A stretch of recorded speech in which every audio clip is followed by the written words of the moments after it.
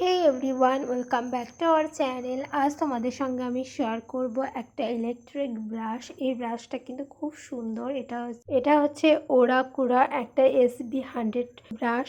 এটা হচ্ছে একটা ইলেকট্রনিক ব্রাশ। নতুন নতুন যুগে এখন সব কিছুই নতুন। তো এটা হচ্ছে ইলেকট্রিক ব্রাশ। এটা হয়তো অনেকেই অচেনা, আবার অনেকেই ইউজ করছো।